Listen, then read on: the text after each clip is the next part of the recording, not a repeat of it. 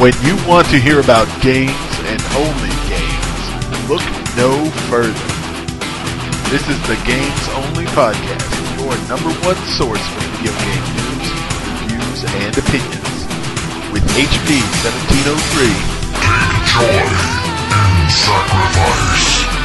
Dr. Kumar, I'm the boss, and use the court. and myself, Die! Die! Die! Games Only Podcast on iTunes and YouTube. Hello and welcome to the Games Only Podcast, episode 29. I am your host this evening, HP1703, and I am a number 7 seed out of the Midwest. To my east, the number 1 seed from the New York area, it's Dr. Gumar. Yep, that is I. And to my south and west, the 15th seed, the Cinderella story, it's Sunflower 4000. Howdy ho. Howdy ho. Is that a question? I don't even know what that means. Let's talk about some games, shall we? Yeah. Looks like you guys have finished Mass Effect 3. Yes. Yep.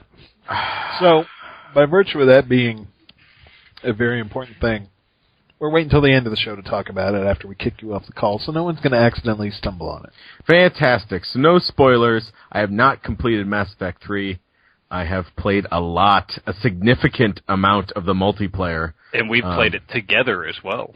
We played it together. Let's talk about the Mass Effect 3 multiplayer then. Safe to say it's Horde style. I guess that's a style now. As made popular against the computer by the Gears of War series. Yes, it's a cooperative, up to 4-player experience, wave-based against computer enemies. And what are your general thoughts, gentlemen? It's really good. I'm thoroughly enjoying it, especially because all the different classes. I think that it has a step up from Gears, since it can't have that third-person shooter feel like Gears does. They just put a bunch of classes in there. I think there's 20 different classes, or even more, maybe 25.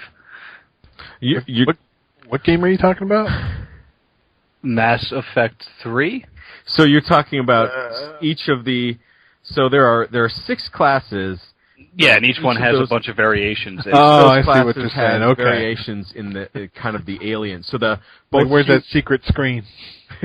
Both human characters for each class share the same powers, but then the alien races, the Turians and the Solarians, etc., kind of have different abilities than the human counterparts of the same class. And I think you're right, Doc. I think that's a very important distinction, particularly in Mass Effect, because really I play as my character in the single player, and I don't get a chance to kind of flavor the other classes. I don't know what being an engineer is like, or an adept because what do you play in the single player? I am a what's the shotgun one? Starts with a V, blanking. A Vindicator? Vindicator? Oh, man. Vaginal discharge? That's what I am. Vanguard, there we go. Vanguard, thank you. It's going to haunt me. I play a Vanguard because I like to shoot things with shotguns. Sonny, general thoughts on Mass Effect 3's multiplayer? It's fun to play. You hit level 20, right? I have not yet. I'm basically playing different classes separate, equally. So all 6 of my classes are up to, I think, level 13 or 14. So you would say separate but equal? They are. They have to. There are different drinking fountains for each class. It's a fun diversion. I've probably spent $15, $16. So what do you buy with your real person money in this game, Sonny? Only Spectre packs. Basically, those are the nicest packages of weapons and rare things, because I wanted nice weapons, and I wanted to get that 100% really quick. Yeah, so we should start by saying that you kind of gain different weapons and different access to different character classes through these card packs. And some of them are single-use items like metagels and rockets for your rocket launcher, and some of them are, weapons or upgrades to your weapons. So yes, how much is the Spectre pack? Is the top pack the fanciest thing out there? It's $2. $2, okay. Or 60,000 credits, which is beating the bronze challenge, say, maybe 3 times, maybe. Yeah, I have been doing that recently. It's 3 or 4 times through, depending on how well you do. But yeah, it's not difficult to get that if you can beat all 10 waves. So right, what do you guys think? What do you think about our time together? Did we have fun? Are we friends? It's all right. It's a lot more fun with people than it is single player, no doubt. What do you do in the? It's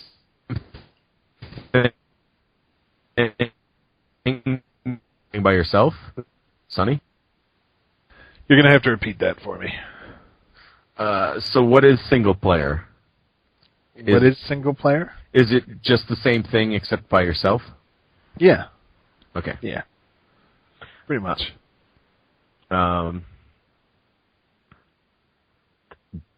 Doc, have you spent any real money? I spent $2 today. Okay. Because I was like, let's see this. Because Sonny wanted to do a silver challenge on the GEF, so I'm like, okay, let me get in here. He already started a match. I'm like, well, I got to gear up because I'm not at level 20, so let's go ahead and spend some $2 and see what I got. I got a shotgun that I don't really like, and it's kind of depressing. Yeah, I think that's the problem with these microtransactions is you're not guaranteed necessarily to get anything that you want. Yep. So not going to. I'm not new money. to this kind of business model though. I've bought Team Fortress 2 keys, so. Yeah, it's like Team Fortress 2. It's like League of Legends, that type of thing. So you can play enough to unlock the things, or you could spend money if you're lazy and have money. I am both of those things. All right, so I want to talk a little bit about the game itself, and I'm not going to spoil anything. Okay. If there even is a spoiler, it will be one of the most minor things, and it's not a big deal. You'll remember last week, HP was talking about how there was a sense of urgency placed on you, then taken away. And that was one of his big problems with the game. Remember, everyone? Yes. Well, I have a problem because the Reapers are kind of turned into little useless things in the game. Like in the Galaxy map, if you've alerted the Reapers, you just got to avoid them. It takes away the fear of the Reapers. And they try to build that back near the end. And they do an okay job. But I just wanted to say, overall, in the end, the story felt like, in a way, fan fiction where someone decides to incorporate all their friends. If that makes any sense. Yes, I can see what you mean. It wasn't horribly done by any means, the story. And everyone who showed up, because literally I believe everyone from Mass Effect is in the game, 1 and 2. But it felt like, here's the part where we're going to see such and such, and I wasn't really a huge fan of that kind of approach. Would have been nicer maybe not to hear from someone. Give a little spice or variety. I'm busy right now trying to kill something. Could you not call me? Yeah, and some characters die, some characters do cool stuff. Who knows? But overall, the story really kind of left me a bit flat. The ending, for those who are concerned, I got the green ending, not the blue ending as I thought, which doesn't spoil anything. So I took the red ending. You did? Very cool. Yeah. We'll talk about that later. But yeah, overall I like the game, I like the ending. I didn't have nearly as much of a problem with it as a lot of other people do, because the internet's been rioting over the ending. I was kind of angry. Were you? Yeah. I wasn't. I didn't feel gypped at all, like some people have been saying, so I don't know. Do you feel like that was any kind of a spoiler, HP? Because if so, it's... Oh, no. No. I'm trying to be pretty careful. Yeah, you're doing a great job, honey. But it is nice that there are color-coded endings. Yeah, that's very convenient. Yeah, so I could tell you what one I got, and no one knows exactly what that means. But I was a little bit disappointed with the end, but not nearly like everybody else. I mean, and it's also surprised me because I've seen well, you know what? I'm not going to talk about it. But like I said, kind of felt like fan fiction. I wish the Reapers had been terrifying all the time instead of 90% of the time, where you run away from them in Geometry Wars. I could have done without that. And if you'll notice, there were no hacking minigames in Mass Effect 3. Yeah, there's no minigames at all. So they definitely tweaked the model where it wasn't just a copy of what Mass Effect 2 was. So that was good. And I did like the game. I'm looking forward to see what the heck's going on with the DLC. Yeah. DLC would be strange. Did either of you get the From Ashes DLC? The stuff that came with the collector's edition? Yes, sir, I did. I did. Okay. I heard it came with a new character, so I stupidly purchased it, but I have not played it yet. Do you think it's worth it for people who didn't get the collector's edition? Depends on how badly you want another... I don't really mean to spoil like what the dude's all about, but you know how in Mass Effect 2 you had your base party members, and then you had like Zaid and Kasumi who were kind of side characters? Uh-huh. It didn't have as much interaction as the other ones because they seemed kind of like an afterthought of some sort. Right. The Prothean's kind of an afterthought of a sort. Okay. Yeah. So, it could have been really amazing, but it also does add a cool mechanic that I don't want to talk about because you're on the show. Okay. There's one thing with that, though. There is a scene near the end in which Shepard's giving a pep talk, and they have a random placeholder soldier in there for the DLC character. So I'm giving a pep talk to my crew, and then there's just this random guy, like, nodding his head yes. Just like, yeah, man. I'm like, who the fuck are you? Why are you here? Hey, man. I'm assuming that was supposed to be the DLC character, but it's just like some random black soldiers like, yeah, fuck yeah, buddy. You keep speaking. So let me give you some dirt over here, HP. First off, I've seen Tally's face. Not impressed. It's a stock photo of somebody, like photoshopped a little bit. Oh, yeah, I saw that. Not very cool. I was expecting something alien, so that was a bummer. I tried to have sex with James. Okay. And he turned me down. Oh. Yeah, that was really surprising to me, because in games, you kind of expect things to go the way that you were... like, you can do anything in the end. If you just put enough time into it, you will succeed at this, or whatever. Right. And I was like, hey, why don't you get on my bed? And he goes, sorry, not interested. And I'm like, fuck you, get out of my cabin. I didn't know what to tell him. Get off my ship. Yeah. There you go. But I ended up liking James's character quite a bit. I wanted to clarify on that, because he was kind of unlikable at last week, I guess, when I was talking about it. But he ended up growing on me, and I like him a lot. He's a cool dude. So I tried to fuck him, which is what I do with people I like. Fantastic. Oh, that's what that was. Yeah. So we had an interesting first meeting. Anyway. So you went straight from the arms of James into a complete stranger after he rejected you? Not a stranger. It was Tali. It was Tali. That's how I got the picture. I didn't know. I watched the video on the picture because I had to settle for a romance with somebody else because I didn't know Tali was in the game. I didn't know that Tali was. For it? Well, I didn't know Tali was in the game, so I'm like, well, I got to romance somebody. Hey, Liara, how you doing, baby? And really, she is so vanilla, dude. she is, but I did not know Tali was in the game. Spoiler. Yeah, there you go. Spoiler: everyone's in the game. Apparently. Yeah, I kind of spoiled that earlier, in one way or another. Unless they die, then you have to speak to their ghost. But so check this out. My roommate was looking at the collector's edition guide that she got because she went all out and bought everything, and it has a romance section detailing who you can romance and where, and it's telling you things like you cannot romance Captain Anderson. You cannot romance Ambassador Udina. And I'm like, oh, well, there goes my playthrough. Yeah, so they have little sections on these people that you wouldn't expect. It's like the Elcor diplomat. No, and you're like, oh, okay. So every person's bio, it has a little bit of a romance, yes or no question mark at the end. If you want to get in this person's pants, you must save their homeland or something like that. So yeah, that was kind of interesting. So yeah, I tried romancing my communicator lady. Yeah, she's lesbian. yeah, I had the option, and I was like, nope, I'm just going to play chess with her, because I'm calling James up here later, and that's when the hot sex is starting. Yeah. Didn't happen. And then when I started dating Liara, then the newscaster kind of didn't want to fuck me anymore. Your newscaster? Yeah, the... Oh, yeah, the woman I told to fuck off in the beginning. Yeah, that lady. Yeah, she gets on your ship if you don't tell her to fuck off. It's actually let her on your ship. It's actually really nice. You get a lot of this for her on your ship. Of course I want the media coverage of a reporter on my ship. She's just gonna twist things, brother. Oh, she's a military reporter. That's what they said. Didn't you listen? Right? She's gonna twist it, though. If she twists things, she goes out the air hatch. Yeah, every time you talk to her, there's an option for get off my ship. Yeah. That's awesome. Right. So if she makes something up, I'm gonna kick her out the torpedo hatch.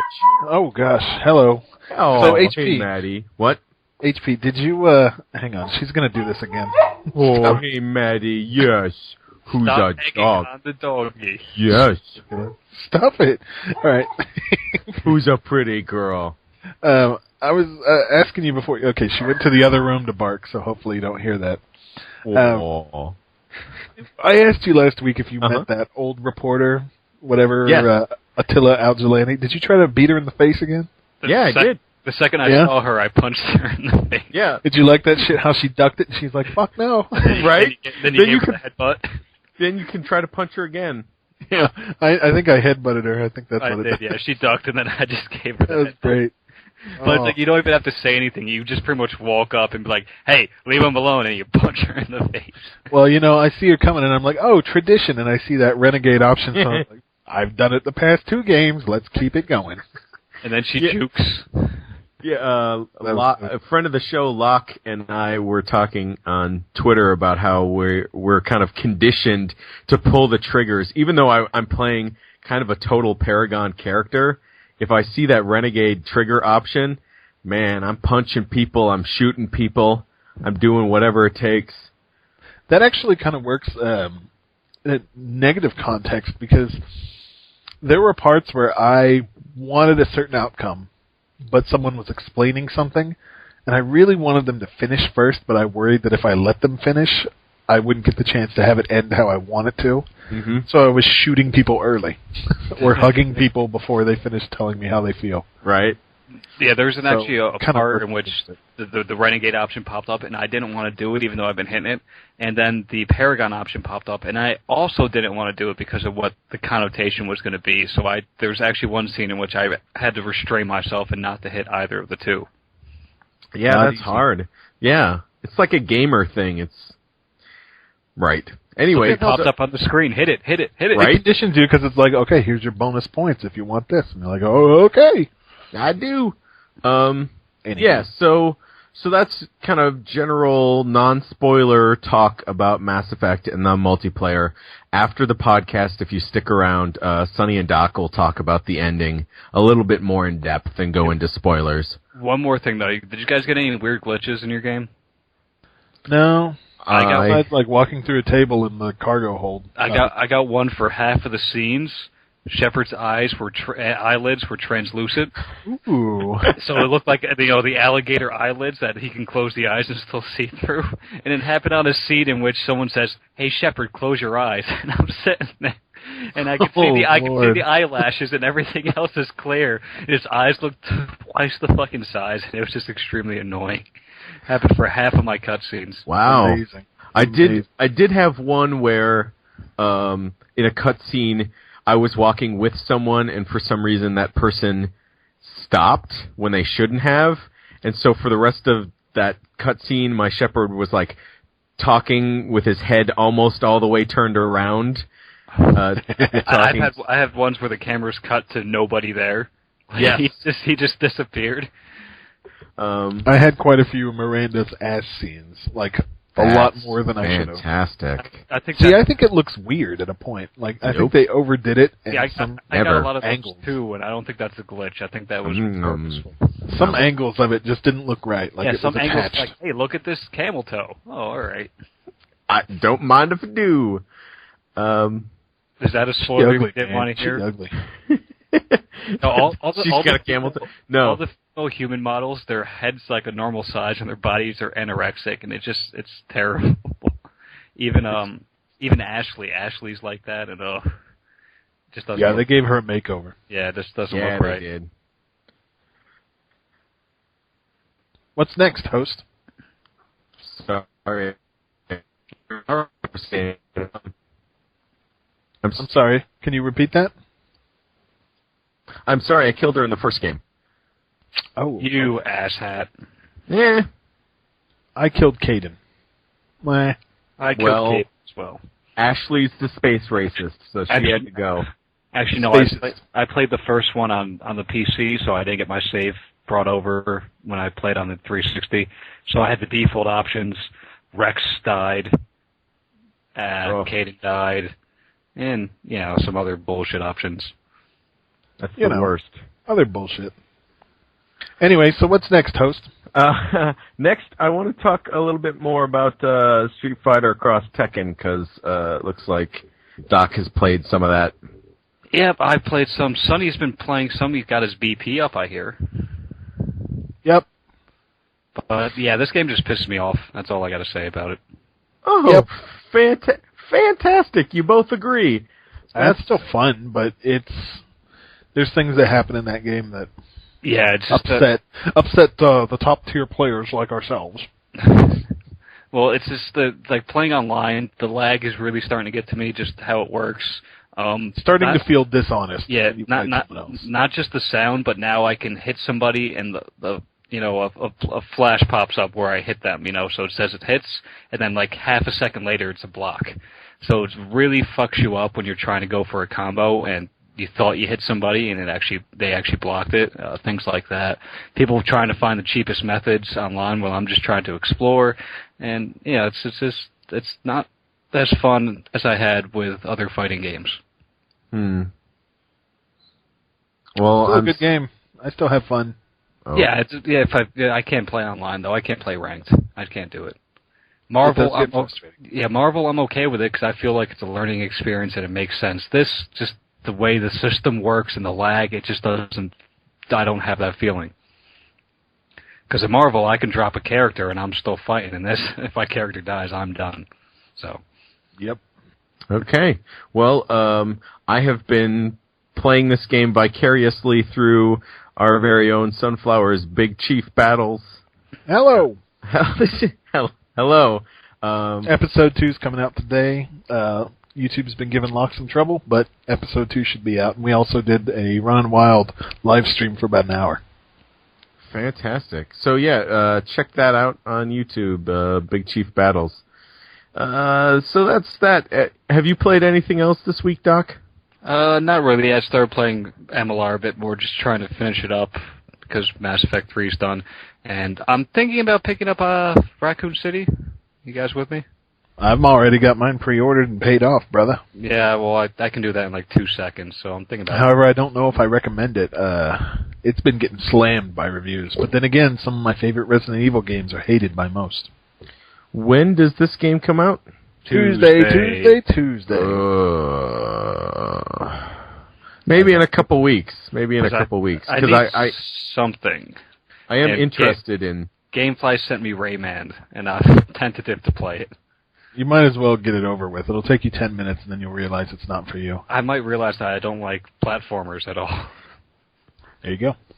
All right. Okay, so that's Doc. Really, the only other thing that I've played all week is the Portal 2 DLC peer review that came out a while ago. And I played that this afternoon with friend of the show, Jam. We finished the entire DLC in about 3 hours, something like that, 3 or 4 hours. And it is free. I have to say that. So for the price, free, I guess for the price, your time. There you go. It is definitely worth it.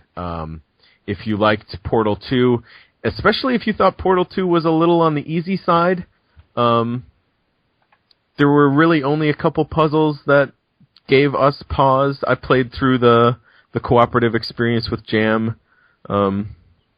when the game itself came out, and there were really only 1 or 2 times where we had to take pause and try to figure things out. This DLC is significantly more difficult, and it kind of uses everything that you've learned in the game. So I definitely recommend, if you're interested in Portal 2 at all, play the game itself first, but the DLC is free, so definitely pick it up. Hey, so, like, some people may not know the person you played it with, Jam, very well, but I gotta ask, like, so did he get, like, really pissed at anything? No, we... It's the funnest thing when he gets incredibly angry at games. That is not the funnest thing. The funnest thing is friendship. That is friendship. Nah. You take the good with the bad. We approached the game very scientifically. It was a lot of fun. Oh, We just I'm kind of... sure you guys did. We did. It was fun. You should have you watched know what? it. I wish you had timed it, because I bet you money that me and Locke could beat it quicker than you. Oh, What? snap. And I bet you money Game Shark and I can be slower. Not me. We should have planned this ahead. Not based off of my should've. skills. We should have, and we should have bet something Would have ridiculous. been the meeting of the minds. Loser has to grovel forever. Wow, I don't. I know I'm going to lose. I I'm don't not even know taking you that. could grovel to begin with, let alone grovel. forever. Grovel. Yeah, I mean, even Yeah, if Sonny loses and grovels and he gets on his knees, he's still taller than the both of us. Right. So I don't think it's much groveling. So Now, has Portal 2 been out for a year now? I think it's been about a year, hasn't it's been it? a while, yeah. And this DLC has been out for a while. But it came out, I think it came out in the fall when everything else was coming out. Did it have achievements? The DLC. Yeah, that's a good question. I don't recall getting an achievement. Boom. God, Valve. Well- It's sad because they can do 400 achievement points for that now, can't they? I don't know. Well, yeah. I don't know what the rules are regarding free DLC. If maybe you can't have achievements for free. I don't know. Free DLC is not something that a lot of games offer. So I'm not familiar with it. But yeah, that's the Portal 2 DLC peer review. It's free. Go play it if you own the game. Yeah, there's no reason not to. It's just 3 hours of your time. Does it give you any story business, or is it strictly puzzles? Have fun. There are a few new cutscenes, and there's a lot of new dialogue from what's her name? Shell. Nope. GLaDOS. Thank you. Yep. So GLaDOS has some new audio, and there's at least 1 or 2 new cutscenes. I named the person who hasn't said a thing in the whole game. I know that was very clever. You're very funny. It wasn't funny. It Yeah, was you are very, very ridiculous. funny. All right. You're good. This is why we can't have nice things. So that's it for me, Sonny. You have already gotten into almost a feud on Twitter about this. I want to hear. Warhammer 40K Kill Team. Picked it up on sale. It was 400 points this week. Uh-huh. It's a twin-stick shooter set in the Warhammer 40K universe. Mm-hmm. It is a loot game. Well, not necessarily a loot game, but it's one of. It's meant to be a cooperative festival of fun where you kill many, many enemies, which is perfectly suited for the Warhammer name. And it's a sharp little game. It looks good, sounds good. It's just different gameplay, but it feels like Space Marine in a way, and a lot of carnage. There's not really too much to say about it. Your dudes gain levels, and you can pick from lots of different classes that do different special moves and things like that. Some of them are melee, some of them shoot things all day, and some of them decide to go magical. Psychic, actually. But at the end of the day, this game is trash because it only offers local co-op. Boo! Only. And the game would be incredible with a friend. Incredible. But for some reason they didn't do it. You can't get Blue to try it out with you? Man, she doesn't do anything I ask. Well, how about you ask her not to play it with you? Oh, Hey, snap. hey, how about you don't pick up this controller I plugged in? Hey, this game is real fun. I wish you wouldn't play it with me. I'll ask, but she'll say no. I guarantee it. Like, Yeah. she just won't do it, and that sucks because I'd really like to have a friend to play. So unfortunately, besides the fact that it is a badass little game, it's a solo affair for the most part, and it hurts. It hurts. It hurts, guys. And there's achievements that you can only get with co-op, and that bums me out.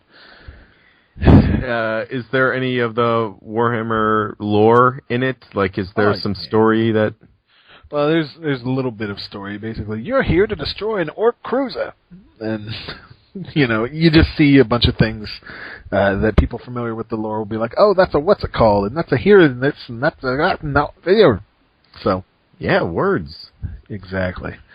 But as far as if you want to learn more about Warhammer, this is not the place to go. Okay. So there's really no point in playing the single player for the story. Not for the story, no. Yeah. It is fun though, damn it. I promise. But they just didn't do it right. And I'm sure there's a reason, like they were like, nope, you got to ship it right now, or some garbage like that. But yeah, sucks because this is a great little game, but with no online co-op, I just can't justify telling anyone to get it because that's a major bummer. Mm. Well, I'm sorry to hear that. That was $5, and that's not really too much of a waste of my money. Yeah, However, you speaking spent of waste more of money money, on ME3 Spectre packs. That was a pretty good segue until it was ruined. Speaking of wastes of money, Sunflower. wasted money. Journey, the critically acclaimed on the PSN exclusive from the makers of Flower and Flow. Flower and Flow, yes. Which begs the question: why was this not called Flony? That is a fantastic question. So tell me about Journey. You are in the desert, and you walk towards things.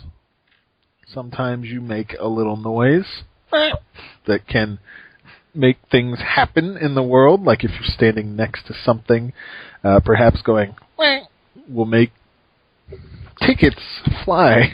They look like raffle tickets, fly all over the place, and attach themselves to your scarf so that you can jump and fly for a little bit.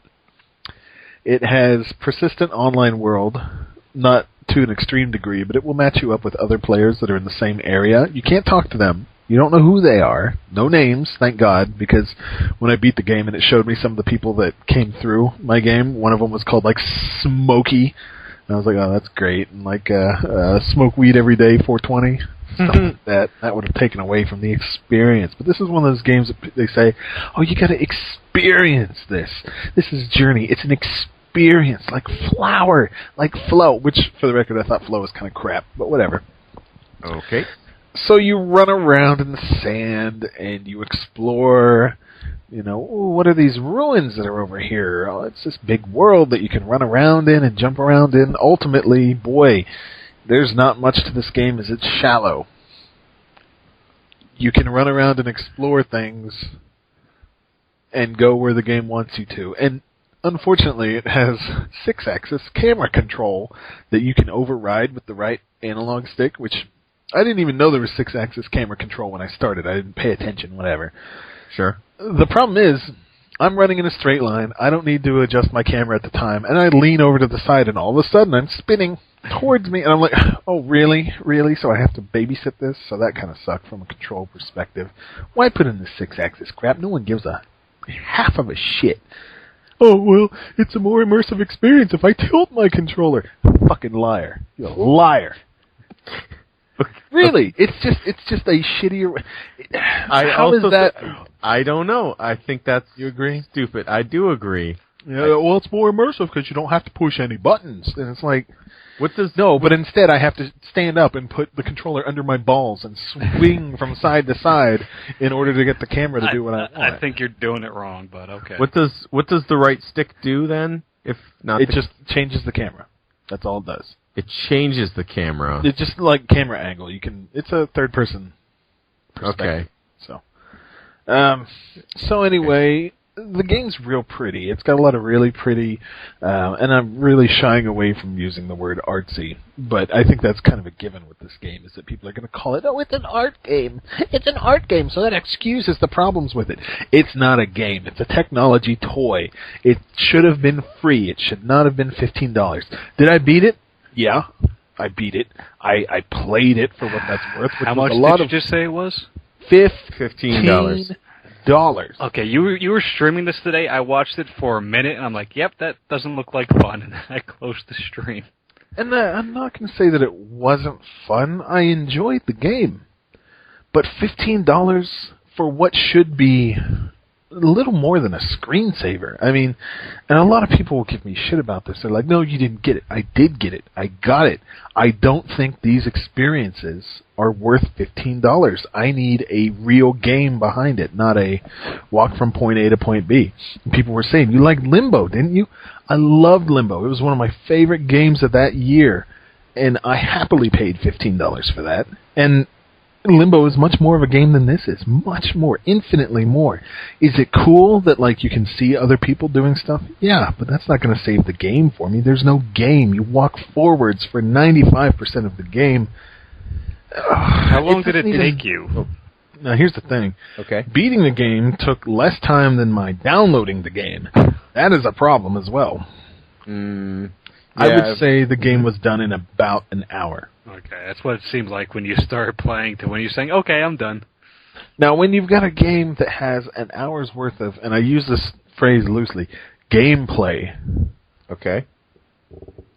You can't really, I mean, I'm not the type of person to bring up, oh, well, it costs this much and this is how long you can play it. There needs to be something there that you can go back to besides just repeating the same old shit. There wasn't really, it was very linear, and people will say, oh, but you can walk around wherever you want. That's fine. That's like saying I can go left in Super Mario Brothers, and then if I want to go forwards, then I can. It's just, it didn't do it for me. And all these people that are giving it 5 out of 5, oh, game of the year, what an experience. It was an experience. And I was running with a dude that I couldn't communicate with except for my little chirps.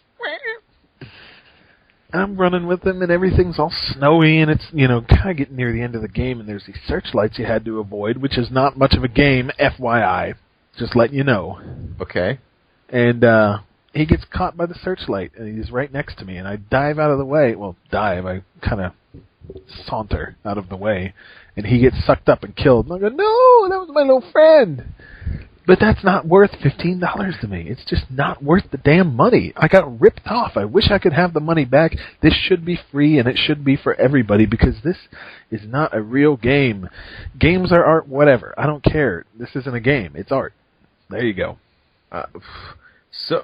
So it sounds like there is an antagonist to this game? Not you are overcoming... Really. There's like these snakes that appear later on in the game, and you're like, oh, okay. I guess these are bad guys that we must avoid. You see like a handful of them, and that's it. There's no enemies besides that. Okay. And they're not even enemies. You can't kill them. You just stay away from them. It's very disappointing. I went into the game kind of expecting something, it's going to be a little pretentious. It didn't really feel pretentious to me. Real cool art style, too. Everything looked like shitty pottery. I liked it. I can't think of a better way. Okay. Right. I liked the art style a lot, but it did look like shitty pottery. But that was part of its charm. And a lot of circular, bands around things, I guess you could say. It looked really good. And like I said, there were some really beautiful moments. But I'll be damned, I got no interest in going back to that. I don't want to play it again. I don't want to see it again. There's nothing for me there. Okay. So it sounds like you had an emotional connection to someone else, and you were upset when they died. Yeah, I was sad because it was like one of those scenes in like a movie where all of a sudden the light turns on and you're in hiding, but the other guy's out in the open, and you're like, oh God, no, but you can't do anything. Yeah. So you have to stay quiet and you just watch it happen. That's what was replicated. That was cool, but it all boils down to this was not something that people should have paid for. This should have been a free demo with maybe a new worlds await for $5.99. Go to Venus or some crap like that. it should not have been $15 and people got ripped off. I got the experience. So you don't understand. I did understand it. I just don't think it was worth it. But, okay.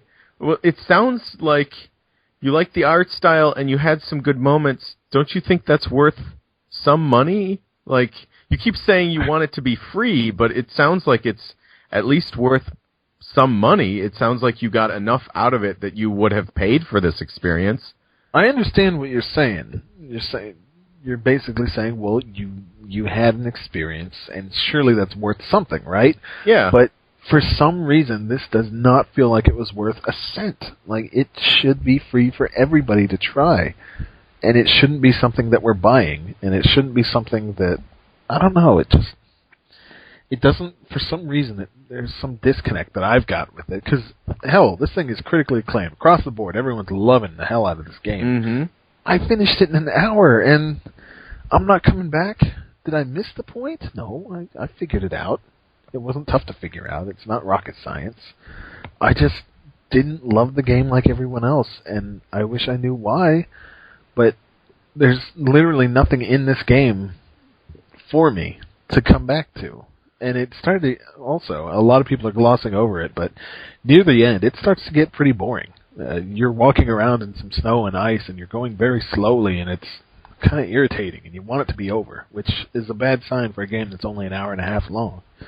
Yeah. So for 15, I want you guys to play it, but I do not want you to spend that on it. Right. Okay. But and okay. I think it's worth playing too. I'd like to see everyone try it, and I'd like to have everyone's opinions on it because I think that everyone should be able to play this.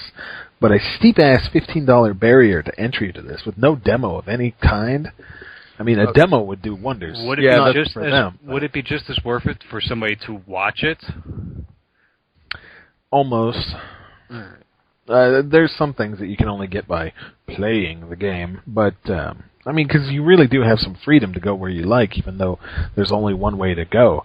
There's neat little things that feel good when you play them, but like I said, there's just no value in it to me. And I hate to get hung up on value like this, but I feel extremely ripped off by $15. I really do, and I'm butthurt. Damn it. Okay. Well, so I am trying to reconcile. I have heard very, very good things about this game, and I'm trying to reconcile how your experience could be so vastly different than. Well, I don't know if my experience was different to all these others. I think that we pretty much had the same experience, but I think a lot of these reviewers and people that played it maybe didn't pay for it and didn't feel like, well, I'm going to take a chance on this. Whereas I felt that way. I was like, all right, I'm going to take a chance on this. $15, what's the worst that could happen? And I feel like I got burned.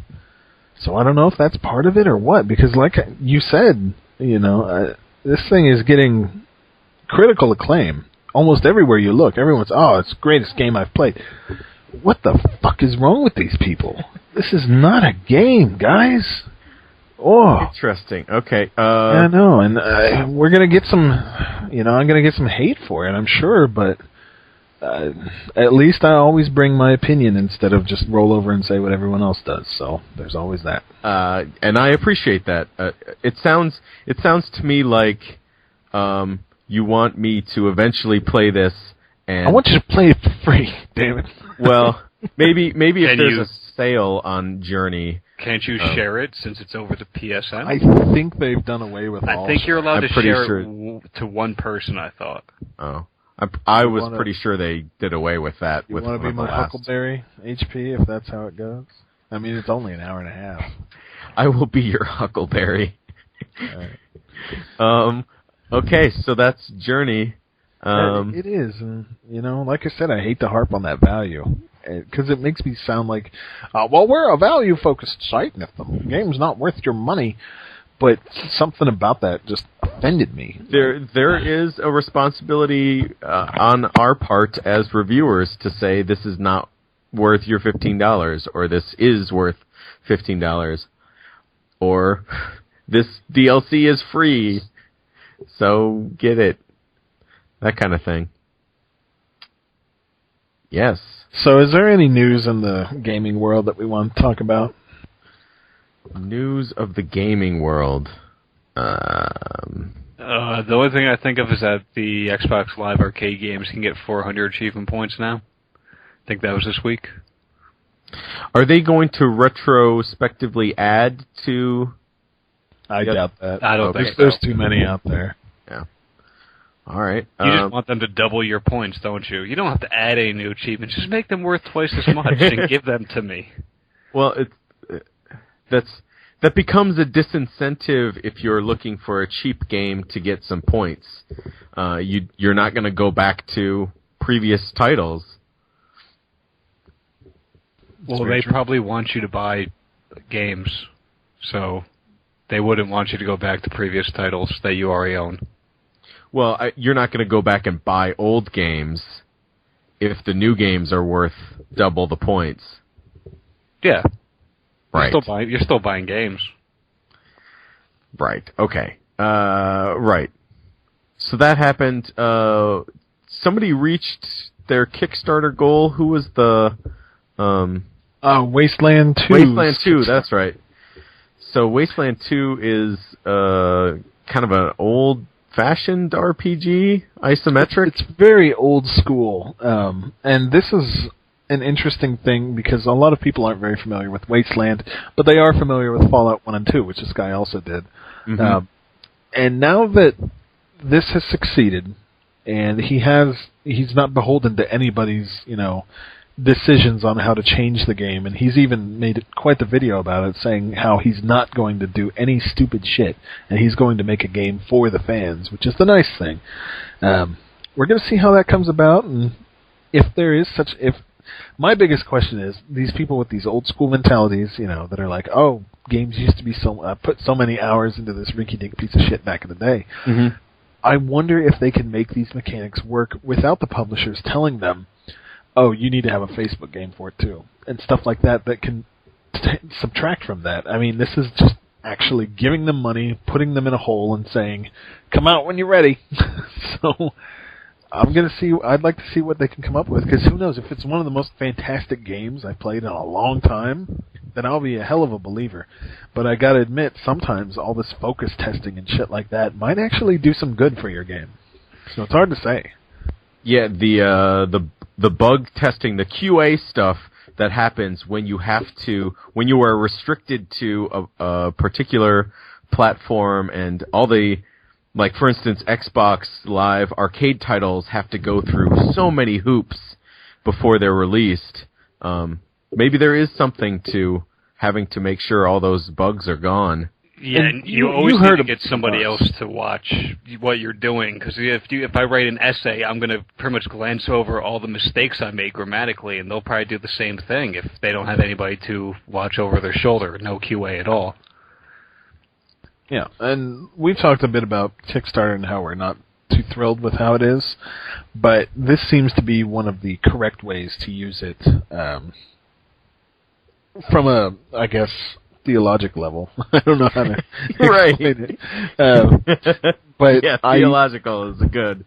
I didn't feel any guilt whatsoever or trepidation of saying, yes, I feel that you should get my money for this.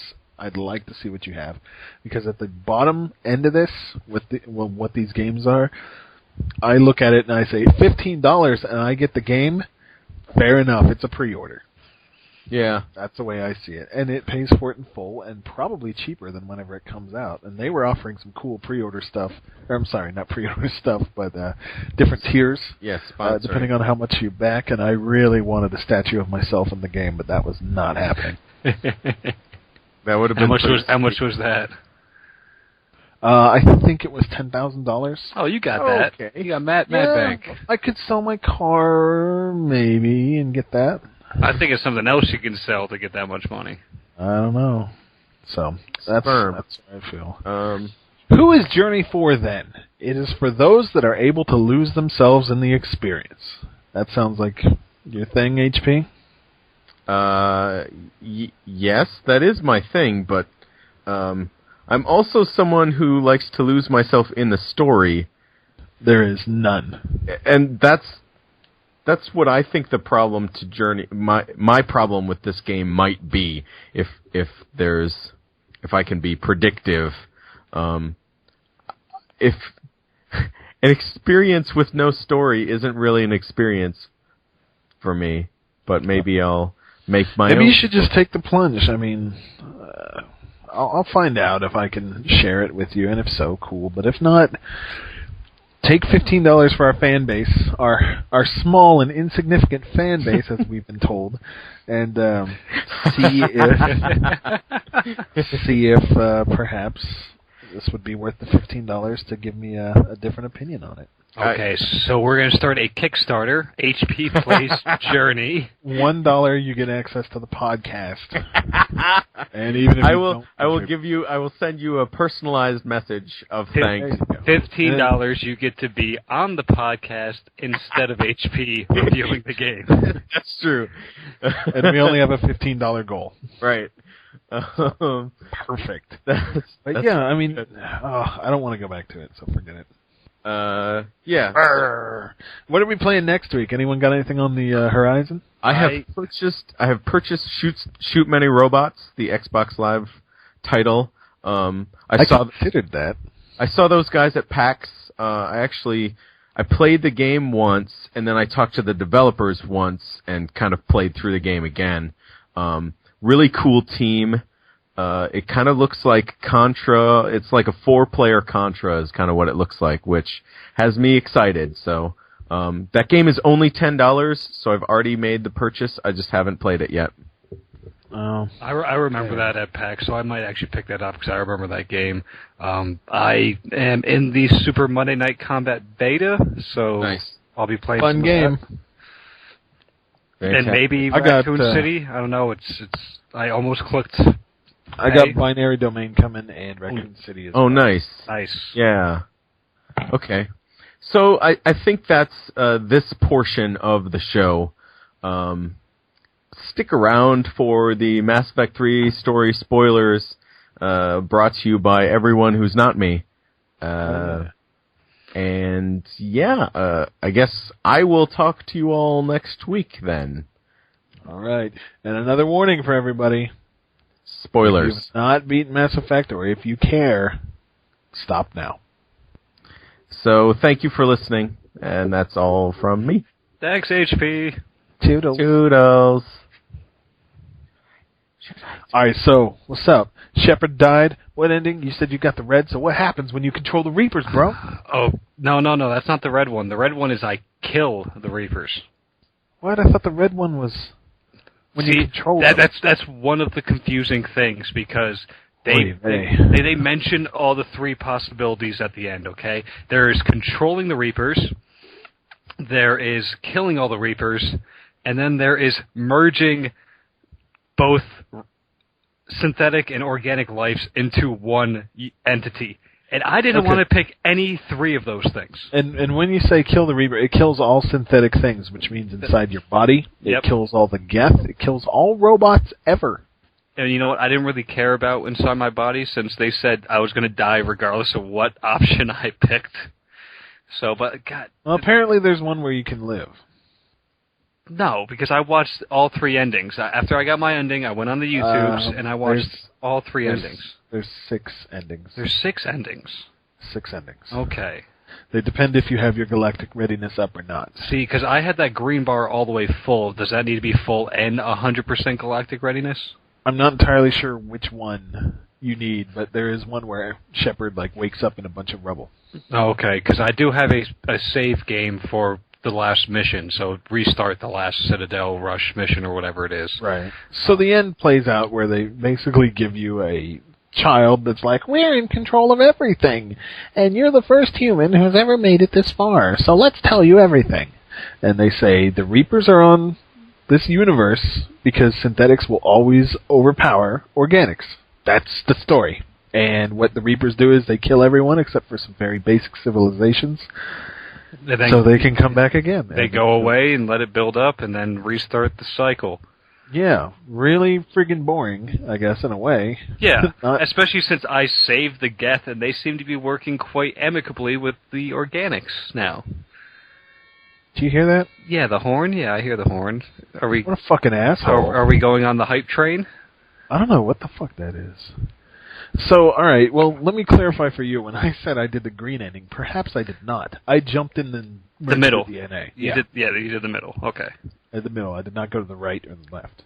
One thing that's really interesting about these endings is that one is the elusive man was right for the most part, who, God, broke my heart when I had to shoot him. And that's one of those things that I regretted doing the Renegade option, because I wanted to hear more from him. Yeah, I shot him too, because he was going to shoot Anderson in the face. Yeah, even though we already shot him in the stomach. Yeah, accidentally, of course. We were under some type of hypnotic control. I don't know what the hell was going on. Yeah, we were under control. That really bummed me out, and apparently if you don't do that action, the elusive man will eventually be like, I'm in control right now. I'm sorry. I, bit off more than I can chew. And he kills himself. Really? Yeah. That's what happened in Blue's game, my roommate. No, because I saw a video in which he shoots Anderson in the back of the head. Really? I looked up a video that said, worst possible Mass Effect ending. Wow, that's pretty bad. Yeah, and he shoots Anderson in the back of the head. And there's a scene in which Shepard and Anderson are like kicking back, laying down, talking about what happened. And that scene is now just Shepard grunting and looking at his blood. Wow. Yeah. What about before all that cinematics, when you had to walk down a hallway for 20 minutes? That got a little old, but it wasn't too bad. Not like I felt in Journey, I'll tell you that. But it was slow, but at the same time, the music was building, and you were mentally grappling with the decisions that you're going to have to make. So I didn't find that so bad. If I play through it again, I'm sure. I think they could have done it with a cutscene, though. Yeah. Now, there's a theory that's else out to there. do. There is an indoctrination theory. Have you heard about this? No. Basically, everything since you went into the beam and went to the Citadel is not real because you were indoctrinated. And on one hand, it kind of makes sense because they would repeat over and over again. They'd say, prolonged exposure to Reapers, you're going to get indoctrinated. And if anyone's got exposure to the Reapers, you're looking at Shepard. Yeah. I mean, he's definitely been around the block with them. And basically, the thing is there going to be a DLC ending, and maybe what happened isn't what really happened? Oh, see, because that kind of makes sense from the point in which you go up through the portal, and Anderson's just magically talking to you, and he's like, yeah, Shepard, I came in after you. You don't see me here? I didn't notice he was rolling with us. I sure didn't think he made it. Yeah. And that was a surprise to me. It certainly could be. If they do like some tricky cinematography stuff like that, I might accept the ending, but I really just didn't like it. For the conclusion of a massive trilogy like this, to have an ending like that, it's just... I don't know. You get everybody in the world, everybody in the galaxy to come fight for you, and then every choice you make for the three choices I saw, it destroys the Mass Effect relays. Pretty much. So pretty much all those people that survived, all those species, are now stuck in your solar system with no... And they can't live. They can't keep... Earth is not ideal. Yeah, I mean, Krogan can't live on Earth. Well, especially now. It's been blown the fuck up. Yeah, so it's like, what the fuck? And it makes it seem like the only survivors are Joker and whoever was left in that ship.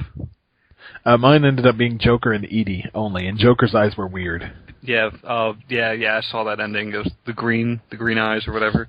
Yeah, that's the one I got. Yeah, I was like, when did Edie get back? And on top of that, why would Joker ditch everyone and fly the fuck away? Yeah, I killed the synthetics, so it was Joker, Liara, and Garrus, which kind of made me confused because Liara and Garrus were in my crew when I went to go kill everybody. So you stepped over their dead bodies. Yeah, pretty much. I pretty much just kicked them in the crotch when I walked up, and then Joker somehow flew down, picked them up, got the fuck out of Dodge, and started a new civilization. Which also lends itself to indoctrination ending.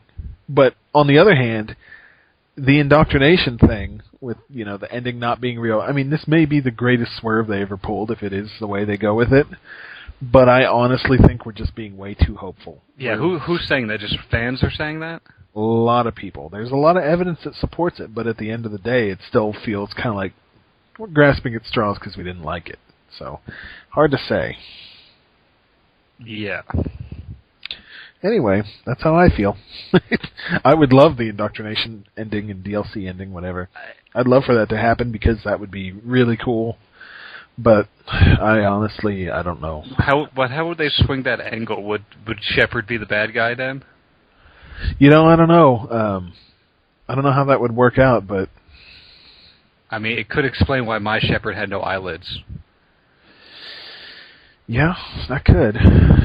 Always liking the elusive man, and I've always liked him. That was a real bummer at the end, but he never did sell you out. He just was under control. Yeah. But for the 3 endings I saw, pretty much the only significant difference was the color that went through the Mass Effect relays and who crash-landed on the alien planet. And that was it from the 3 endings I watched. So if there is an ending in which Shepard survives, I would like to see it. And apparently he wakes up in some rubble, I would imagine, on Earth. I mean... yeah. Well, it might be in the Citadel, I guess.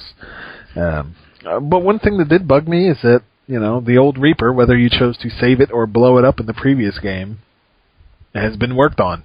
Yeah. They recovered it. Yeah, so they said... I guess that didn't mean anything. Yeah, at the end it's like, there's a bunch of Sovereign-class Reapers, including Harbinger. I'm like, what? Didn't he die? Yeah, so... I mean, well, Harbinger didn't, because I remember the very end of Mass Effect 2. He left the Collector leader, and you're like, oh, shit. Harbinger wasn't like the Collector dude. Harbinger is something else. Yeah. So that wasn't what blew up. So. Okay, yeah. Either way, quite the ending, and some tears were shed. I won't lie. I didn't. I felt a bit more angry because it didn't have any closure really to me. See, my problem was James looked at me and held out his hand and then died in front of me, and I was like, but James! Yeah, that's kind of shitty. So, that was a bummer. And then Tally's limp body laying next to the elevator. I was like, man, that's fucked up. Killing everyone. One of the problems I had with... Well, I wouldn't say a problem. It's actually something they did well, but I kind of had a slight problem with it, is that I had no idea what my crew was going to be at the end. Like... the players I can have. Oh, yeah. Because, I'm going through and I'm meeting up all the old Mass Effect 2 characters like Mordin and Grunt, and I'm thinking to myself, was there an option that I could have picked so they could be on my squad? Yeah, it wasn't like Mass Effect 2 where they gave you like this big spread with a bunch of like basically question marks as to who's going to fill that spot. So you knew when your party was full and you got everyone and you were set. In this one, you kind of... Tali joining? Well, okay. I didn't really necessarily want her to come with us, but, Yeah, I didn't think there was enough room on the screen to add somebody else, but here we go. Maybe I could have gotten more people. Yeah. But, my Mass Effect 2 save had everybody survived from the mission. So, I mean, but in Mass Effect 3, Thane died on me. Bummer. Mordin. He was dead for me, apparently, which... He lived, I remember, but the game got weird. Your save? Well, he was supposed to die anyway from his disease, and they mentioned that a lot. And at least that was nice. When I'm like, Thane, join me. He's like, no, man, I need all this medical care. So, well, at least they paid attention to that. Mordin died on me. That was a bummer. No, I did find out that if he doesn't sing to you in Mass Effect 2, he doesn't sing in the third one. Oh, really? Because that was yeah. I thought that was a little heavy-handed at the end, but now that you say it like that, okay, I found that. All right, then. Yeah. And I bet there's a lot of other very small little things that we maybe don't notice or don't know yet that we're just going to have to find out through other people. Yeah, but Legion died on me. Oh, bummer. I had quite the I think I was the most upset when Legion died out of all the people dying. Because Thane was already dead. Mordin, was trying to fix his mistakes, and Legion was... That kind of just made me upset, especially because... He basically sacrificed himself. Yeah, especially because they gave all the backstory before Legion did that. Because you could go into the Geth servers or something like that, which was a fucking terrible minigame type of thing. I wasn't a real big fan of it, like killing the Reaper stuff, yeah. But it had enough, like... The carrot at the end of the stick was good enough for me. I wanted to know... Exactly, all that backstory. The fact that Legion started the revolution, essentially... Thing was, I didn't really realize what I was doing when I told Legion, it's okay, go ahead and kill yourself, because I was like, hey, no problem, he's in every single get, they're all the same, so he'll still be with me. And he's like, no, they're all individuals now. And I'm like, well, yeah, I don't Legion. think I don't think it really hit me until I talked to Edie at the end on my ship, and she said, isn't it weird that Legion said I at the end instead of we? I'm like, Fuck. Motherfucker! Fuck. That sucks. Ah, what a bummer. Yeah, so it's weird that Legion's the one, and then I decided, because Legion was dead, I'm like, well, I don't give a fuck about any other synthetics, so I decided to kill them all. Oh, man. So I really do want to go through it again, like, playing as a deformed asshole, just, like, doing some bad shit. But at the same time, boy, am I ready for a fantasy game or what? Holy cow. I'm not ready to dive back into another Mass Effect game, because I need some swords to balance out my lasers. Hey, Reckoning, Kingdoms of Amalur. That actually might be a prospect on the list. My roommate owns that. It's pretty beefy, because I'm still playing it, and I have about 65 hours on it. Jesus, I was thinking about which means going back to Dragon I take about Age. 8 hours off, because I might be outside having a cigarette, eating a sandwich, something like that, so usually timers like that, I take some time off. But yeah, a lot of time on that game. Well, we'll see what happens, because I'm really feeling an itch to go back to Dragon Age 2 and see if it really was as bad as I remember. Yeah, I'm just really disappointed with this Mass Effect 3 ending, because it's supposed to be the end, right? We're not going to get some fucking Mass Effect 4 coming out of her anus somewhere. I wouldn't expect it. I think it's dead for this generation. Okay. But there's enough time in there that there can be a lot of cool games in that same time frame. Yeah, I'm okay, but as long as it doesn't follow like the same story arc of Shepard, because I'm kind of burnt down on it on the way it ended. It's just anticlimactic, I want to say. He plays a dude from Mass Effect Infiltrator on iPhone, who's this Cerberus dude who's got shitloads of biotics and implants. He's a cool dude. I don't know. He looks older, so I'm like, yeah, he's an older, cool dude. Yeah. I'm real easy to please. But anyway, I guess that's a spoiler discussion, which is just us venting. Pretty much. I'm not happy with the ending. You were somewhat happy with the ending? I was pretty satisfied. I didn't expect that all the shit that I did earlier in the game would change the actual ending, because it all did really end up in 3 different choices. And yeah, exactly. I wasn't expecting, because I kissed Tali on the bridge of the Normandy, she's gonna summon the courage to save the world instead. I would have preferred that, because essentially the ending I picked, I think, is supposed to be the Renegade ending, and I was a Paragon the whole time, but that was the only ending that was okay to me. The other 3, all 3 endings were bullshit to me when I saw them. I did not like them one bit, and that was the only one that I was like, okay, I guess I'm comfortable with this.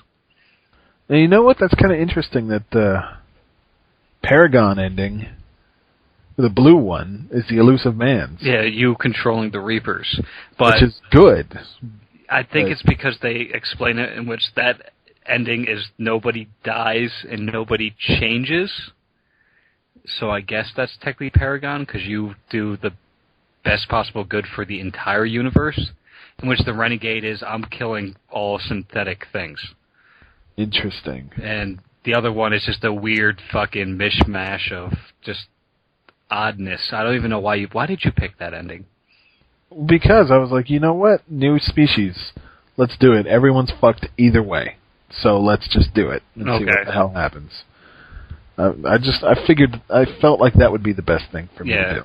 I felt like it was an option to everybody lose their individuality, essentially. And then you said the ending in which Joker's still there. I'm like, well, I guess maybe it's not like that. It just seems really weird that Joker would try to ditch everybody. Yeah. It's weird. And on top of that, another thing supporting the indoctrination theory, after I had the second dream where you're running around in that forest, I told my roommate, I was like, Shepard's being indoctrinated. Because they'd say that you'd hear whispers and you'd have crazy dreams. Oh, yeah, they did say that. And then I was like, huh. I thought he was just really bothered because at that point, but besides Norm, but like anybody that died, any major story character that died up to that point, you would hear their whisper from time to time. Yeah. So I thought he was just haunted by the deaths of everybody. And he very well may be. That may be all it's meant to be. But it definitely popped into my head. I was like, indoctrinated, motherfucker. Anyway, that's the discussion. Thank you for speaking with me about that. I hope you guys enjoyed this episode. Yeah, I was very happy to get that out. Yes, me too. And now you can get it out too in our wonderful thread. Please leave comments on YouTube or on the forums. Let us know what you think. Indoctrinated? That thought didn't even cross my mind, so I don't even accept that as a solution for me. Well, definitely dive into that thread that exists on the forums. We've been talking about it on there as well, and there's a really good write-up about it.